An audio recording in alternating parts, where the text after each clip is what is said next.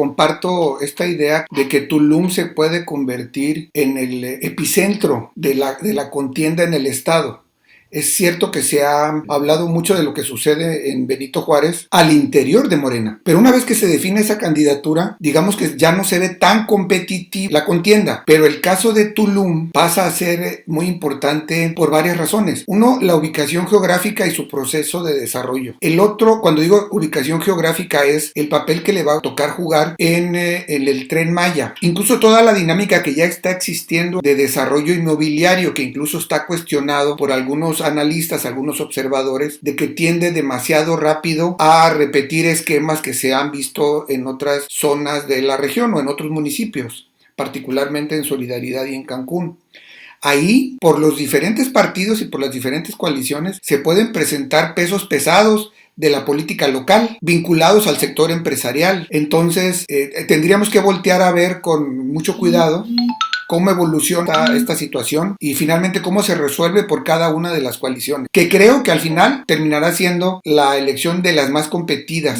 Tal vez. Tenemos que cuidar que el ambiente no se vaya a enturbiar por elementos violentos. El propio presidente de la República hizo un comentario a propósito del crimen que sucedió en Puerto Morelos, de los riesgos de que hay, pues de que el crimen pudiera de alguna manera inmiscuirse en los procesos para tratar de influir en los gobiernos locales. Hay analistas que han mencionado este riesgo y desde luego que hay que estar muy pendientes. Riesgo global, pues es que pueda haber inhibición de la participación ciudadana, que es lo menos que quisiéramos.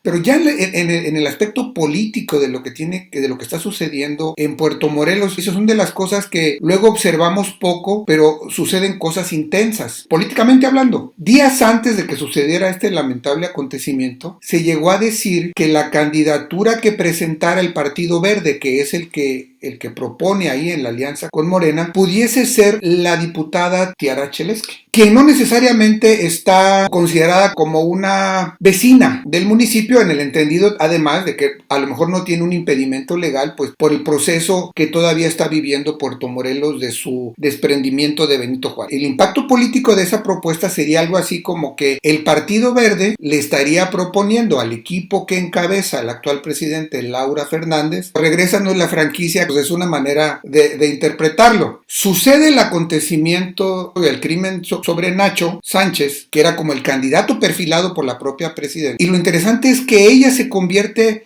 en un actor político inmediato posterior, porque sale a dar una declaración diciendo quien lo sustituya, por lo tanto está reconociendo que ya era su candidato, aunque todavía no estaba inscrito, quien lo sustituya tiene que representar los mismos valores y la misma identidad de Nacho.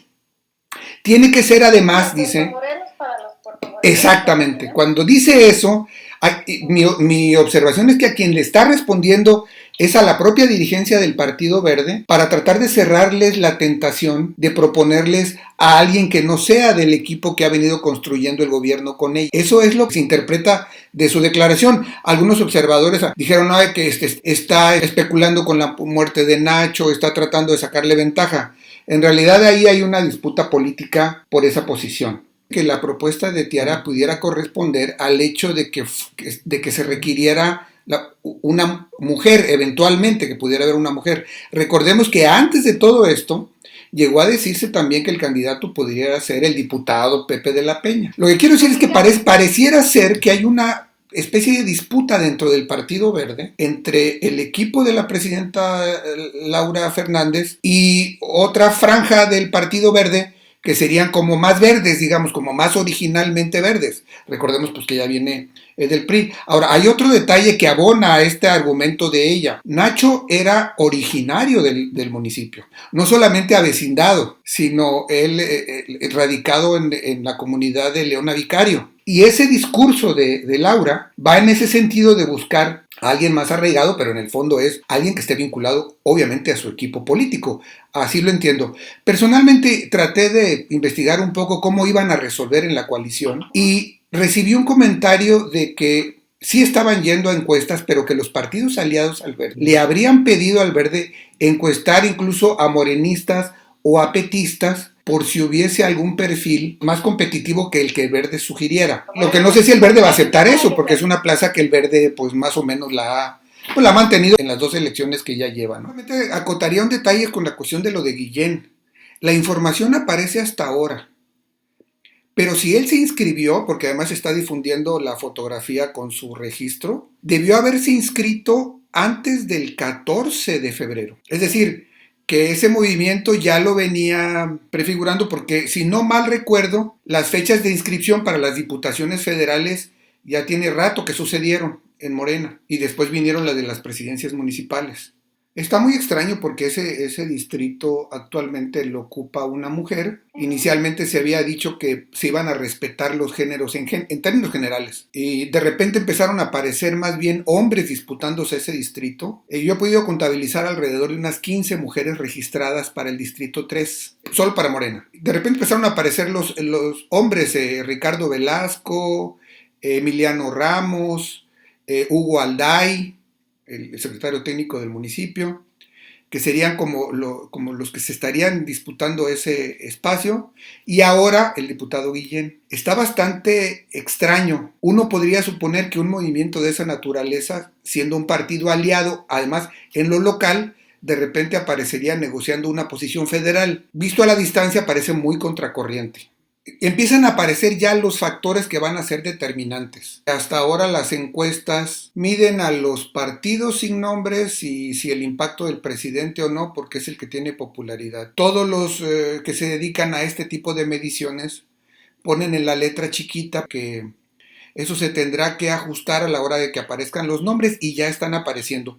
Lo digo porque me llama mucho la atención que los independientes que finalmente fueron aceptados quedan en municipios de alto interés: Otompe Blanco, Cozumel, Solidaridad y Benito Juárez. Y si tomamos en cuenta por lo menos el antecedente de Benito Juárez con la candidatura de Isaac Janix, que aunque quedó lejos de Mara Lezama, que fue la ganadora con una abrumadora mayoría de votos, finalmente su segundo lugar es muy significativo porque deja por detrás a las instituciones políticas, a los partidos. Fue en el contexto de la elección del 18 y en el contexto de la elección de Andrés Manuel. Isaac, que yo recuerde, pues no era precisamente un personaje muy conocido, sino que la figura de candidato independiente resultó atractiva para el electorado. Habría que ver qué sucede ahora y, en todo caso, qué tanto modifican o impactan en el resultado electoral, porque estamos pensando que si el candidato del PRI, PRD, tal y cual, no va a ser que se les aparezca en medio un independiente. Que, por cierto, hay que decir, el propio Isaac Janix, para el caso de Benito Juárez, vuelve a contender, todo parece ser, por el lado de un partido político, de Fuerza México. Ya con los nombres, como decíamos hace un rato, no podemos dejar de ver a los independientes. Son 4 nada más en todo el estado, pero estos 4 no están en cualquier lugar y pueden ser factor. Incluso pueden ser factor si llegaran a no ganar, pero pueden ser factor para el propio resultado, porque si la figura del candidato independiente es atractiva para un sector importante del electorado, al final en las sumas y las restas pueden favorecer o desfavorecer a quienes ahorita se puedan estar considerando favoritos. Entonces, las mediciones que se vayan haciendo ya a partir de los candidatos registrados en el proceso de la campaña irán diciéndonos con mayor claridad el sentir del ciudadano, que ahorita me parece estaría reservándose su verdadera intención.